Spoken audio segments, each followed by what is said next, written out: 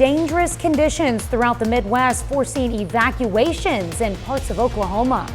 Resulting in massive amounts of storm reports across the 4 states. We'll break those down and take a look into the weekend. We'll have the latest from the Skywatch Weather Center. And we've got expert tips on where to locate those hard to find toys. The 4 states' most watched news starts now. One of the strongest windstorms in years creates significant damage in several states in the Midwest. This is KOAM News at Noon. I'm Tanya Bach. Topping our first 7 minutes, winds that blew up across the Great Plains. The strongest gust reached more than 100 miles an hour. Iowa and Nebraska reported more than a dozen tornadoes. And Minnesota had tornado warnings in December for the first time ever. In the Oklahoma Panhandle, wind gusts over 80 miles per hour spurred a number of wildfires and forced residents to evacuate the western part of Guymon. Now, powerful winds swept through Heartland, Minnesota, about 80 miles south of the Twin Cities overnight, reducing a bank building to rubble and taking out light poles. Storm chasers captured video of an apparent tornado in Iowa as hundreds of thousands of people lost power across the Midwest, with wind gusts reaching into the triple digits. The wind caused the wall of a fire-damaged grocery store to collapse and destroyed an Iowa farmhouse, one of a number damaged in the states. Of course, that's video we're seeing from the Oklahoma Panhandle area. And just a preliminary look at our swath, Tanya, and the storm reports that we picked up from those funnel clouds. That's the track that you're talking about there, making its way all the way through Minnesota and even into western Wisconsin. Those funnel clouds originated there in Nebraska. Now, as far as our storm reports, well, here's the thing. I don't have the wind icon on. Let me throw that. Look at that. As much as 70-mile-an-hour winds. Let's go down to the one in Joplin because it's a relatively new report from this morning, 56 miles an hour. Now, the ones that we picked up to the north, there we go, Allen County at the Iola Airport, some 68 miles per hour. Now, we've got a beautiful, beautiful afternoon on our hands now that that's all said and done. And our thunderstorms are a thing of the past. Yeah, it's much cooler than what it's been the past couple of days. But then again, we look at places where it's 47 degrees, whether that be Parsons or Neosho. And remember, that is perfectly seasonable for this time of year. Little bump up here, and coming up in a bit, Tanya, we'll talk about that rain that we've got headed our way for Friday as it carries us into what's going to feel like a chilly weekend. All right. Well, 5 children are dead and 4 others are in critical condition after falling from a bouncy castle that blew high into the sky in Australia. Tina Krause has the tragic story. Helicopters rushed the injured to hospitals as anxious families arrived at this Australian school to pick up their children. Students had been jumping on a bouncy castle when police say a gust of wind lifted it over 30 feet into the sky. On a day when these children were meant to be celebrating their last day of primary school, instead we're all mourning their loss. Witnesses say it was a sunny day and wind wasn't that strong, but a sudden gust ripped the jumping castle from the pegs, holding it to the ground. Authorities say the children who died were 6th graders. The West Australian newspaper names 2 of the young victims as Zane Gardam and Addison Stewart. It's simply inconceivable that this shocking incident has occurred. Police called it a distressing scene that brought some officers to tears. Australia's Prime Minister said it was a horrific freak accident, made even more painful so close to Christmas. At this time of year, it just breaks your heart. A police investigation is underway as this small community tries to come to grips with such a huge loss. Tina Krause, CBS News. Counseling is being offered to family, friends, teachers, witnesses, and first responders. Last Friday's tornadoes left millions of dollars in damage in a St. Louis suburb. Officials in St. Charles County, Missouri say the tornado took the life of an 84-year-old woman and caused more than $3.4 million in damage. The twister destroyed 26 structures. 20 had major damage and several with lesser damage. The National Weather Service says the tornado that swept across St. Charles County rated as an EF3. Joplin's Bacon Me Crazy food truck is making a big impact in Kentucky as it does its part for the victims of last week's tornado. The food truck was met with long lines when it arrived in the damaged area. Donations to a GoFundMe have allowed the owners to hand out cash and gift cards to folks impacted by that deadly tornado. The owners have pulled in more than $9,000 through that fundraiser. They're providing updates on their Facebook page so you can follow along as they pay it forward. Here at home, an escaped inmate from the Ottawa County Jail is back behind bars after he was spotted chilling at Chili's. Charles Chance escaped from the jail early Saturday morning. He'd been on the loose ever since until he was spotted grabbing a beer at a Chili's restaurant and bar in Mayes County. Chance was originally held on a number of charges, including possession of stolen property. The sheriff says the Miami tribe will help his office replace the locking system at the jail. PETA wants to track down whoever brutally killed a Southeast Kansas police officer's dog. The Parsons Police Department has already put out a reward for information leading to the arrest of whoever killed Ranger. And now PETA is offering an additional $5,000 reward. That brings the potential reward up to $8,000. That's a look at today's top stories and weather in our first 7 minutes. Up next on KOAM News at noon, hard to find toys. Many popular holiday gifts are in short supply. I'm Michael George with expert tips to make sure your kids get their gifts on time. And later, we're making a roasted holiday prime rib in the Mr. Food Test Kitchen. Christmas is just 9 days away, and many parents are still searching for certain hard-to-find toys. Michael George has a look at some of the most popular. Don't you feel like this is actual magic happening in your hands? This is great. This is the Magic Mixies Cauldron.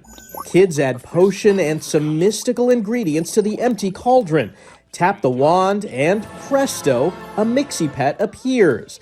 But buying one may require some magic of its own. It is one of the hottest toys of the year. The Toy Insider's Maddie Mahalik says parents are having a tough time getting them, along with gaming consoles, including the PlayStation 5, which is nearly impossible to find.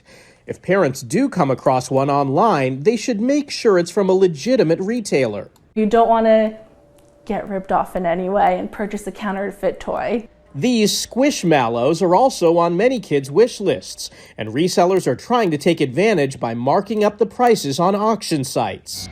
Toy supplies have been impacted by overseas cargo delays, but many retailers continue to see new stock come in. And even if a toy is out of stock online, parents might find it at a local store. Don't be afraid to ask the manager of the store when they usually expect their shipments. Another hint, many online retailers offer monthly subscriptions that can put shoppers at the front of the line. And then they get perks, like VIP perks with special offers, or they get the first look at drops so they can get access to products earlier. We're gonna race and see who wins. With holiday shopping hitting the home stretch, these tips can give parents a shot at securing those sought-after toys. Michael George, CBS News, New York. Still to come on the KOAM News at noon, Mr. Food. If you're cooking a roast this holiday season, don't miss today's special segment because we're sharing tips and tricks to make you a holiday hero. But first, Michael Hayslip returns with your complete forecast. Past couple of days, we've taken our live look outside the mothership and just marveled at how fast the clouds were moving from the south to the north. And now, hey, we not only get to enjoy some sunshine, but we actually get to take a deep breath and we don't have to fight 30 to 40 mile an hour winds all day long. And the thunderstorms, oh, those are the thing of the distant past. The Skywatch Storm Tracker just as clean and clear as can be. And even with that being said, it's still a little bit better than a normal December day as far as our temperatures go. We're going to harp on this just for a little bit because obviously northeast Arkansas through the Boot Heel, western Kentucky, southern Illinois, and southern Indiana, cleaning up from the devastating tornadoes. They're stuck with the thunderstorm activity that we had overnight. It's moved down to the southeast. But here's what's going to happen. This thing's going to stall out about right here. It's going to come right back on them for Friday into Saturday. So please keep those people with you in your thoughts. And last night, here's a look at our tornadic activity. Tanya covering this earlier. As it spawned in Nebraska, made its way up through Iowa and then through portions of Minnesota and into Wisconsin. That report right there, that one in southern Minnesota, the first time the state of Minnesota has ever recorded a tornado in the month of December. I was boggled when I read that this morning. Over 7th and Rangeline in Joplin, 46 degrees. Remember, average high for this year, the time of year, would be about 48. So is good. You know, we're right there. And the big difference is the shift in the wind. Let's go 46 in Carthage, 47 in Chanute, and I'll roll 47 as well in Neosho and in Anderson. But what a stark contrast from where we sat at this point in time on Wednesday, about a 30-degree drop in the old mercury. The wind tracker, hey, we'll take 5 to 10 miles per hour. We'll even take 10 to 15. That's going to make it seem pretty calm, comparatively speaking. Now, as far as the cold front goes, while it's pushed its way through northwest Arkansas, like I said, it's going to pretty much stall out right there. As far as what we're looking at with the pressure system, give you an idea of that cold front as it connects low pressure to low pressure. And then you got a nice dividing line right here. They actually have some extremely warm temperatures on the East Coast for being December. And then as you kind of formulate out to where the high pressure is out to the west, very, very seasonable for everybody out there. Afternoon planner shoots us up, I'll say about mid-50s, so not too bad at all. Now overnight, yeah, we got some more developments. We're not going to see the thunderstorm activity that we had last night. That is for sure. But beginning tomorrow morning, we do begin to pick up some rain. It's going to be that Gulf moisture. First off, of course, comes the cloud cover. That'll develop later tonight into Friday morning. And then it's really going to dominate south of I-44. Important to point out that the majority of our rain from last night fell south of the 44 corridor, got as much as 2 inches in Cassville. And really, that's where it's going to dominate and kind of ride the interstate there for Friday morning. Now, by the time we get into the afternoon, then we see a little bit more widespread. Heavier rain wants to stay down to our southeast right there. We may see a little bit if you got some plans, plan on going to northwest Arkansas. Be apprised of that. If you're going to head down to Tulsa, it's probably going to roll through there as well. We're going to be spared the hardest of the rain. But you'll notice it lasts all the way until Friday night, especially for our southern counties. Now, from the national perspective, this is that system. This is why they're not going to get any break from the tornado recovery. It just hangs and hangs all the way into the weekend. And even when it starts to bring our precipitation back toward us, watch this thing now, moves right back down to the affected areas. I mean, Mother Nature is just not cooperating one bit with that portion of the United States. Tanya, after we're done with our rain on Friday, your weekend plans will include, probably reverting back to some winter clothing, as our highs on Saturday and Sunday hang in the 40s. And I do want to point out that overnight low from Saturday into Sunday dropping below the freezing point. 22 degrees is what we've got on the 7-day forecast. So let's all remember, we're very fortunate that our precipitation will be done before we dip below 32. Yes. I'm not in the mood to talk about that. No way. You know the term that I start to get sweaty palms about when we have to talk about wintry mix. Yeah. No, I'm so glad we haven't had to deal with that. If we're going to do 22, let's make it as dry as can be. And I'm sure I'm not the only one that has a yard filled with tree limbs that need to be cleaned up today. We've got entire I've got city. a shed that's got a roof missing on it. Everybody's going to be busy today, and I'm glad we've got decent weather for that. Completely understand. Yeah. It was a little bit of an adventure driving to work this morning pre-sunrise. Yeah, a little bit. Didn't know what was going to be down on the roads. Very true. All right, thank you, Michael. We take this time to honor today's four-state hero, Captain Ryan Allen and Lieutenant Ruth Allen in the U.S. Marine Corps. Parsons, Kansas couple served a tour in Iraq. To Ryan and Ruth Allen, we thank you, our four-state hero.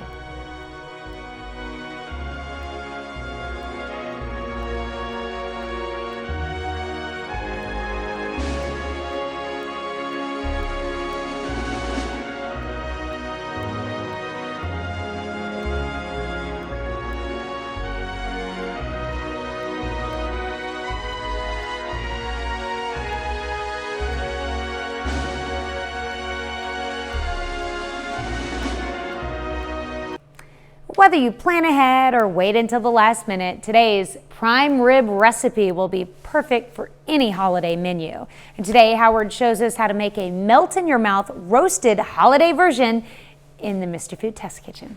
Hey, do you have your Christmas dinner menu planned out yet? I know some of you are out there rolling your eyes and saying, "Are you kidding? I did mine months ago." Well, others are rolling your eyes and saying, "Are you kidding? The holiday isn't until next week." No matter where you are in your planning, I want to show you how to cook a Christmas dinner favorite, prime rib. This is a boneless beef ribeye. As you can see, it has what is known as a fat cap, and the meat is well marbled. These together make this super moist and flavorful. To cook it, we place it in a roasting pan, fat side up. Then we rub it with a mixture that we made by combining some Dijon mustard, vegetable oil, brown sugar, a little flour, allspice, and some salt and pepper.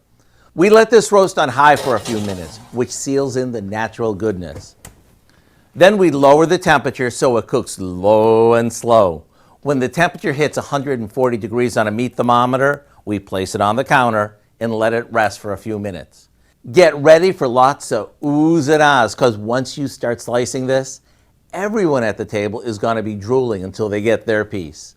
To get the recipe for our roasted holiday prime rib with its crunchy flavor pack coating, simply visit our website.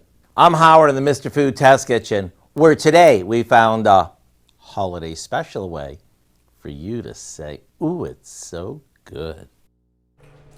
We can find this recipe along with a lot more good food from the Mr. Food Test Kitchen online. Just go to our website, KOAMnewsnow.com.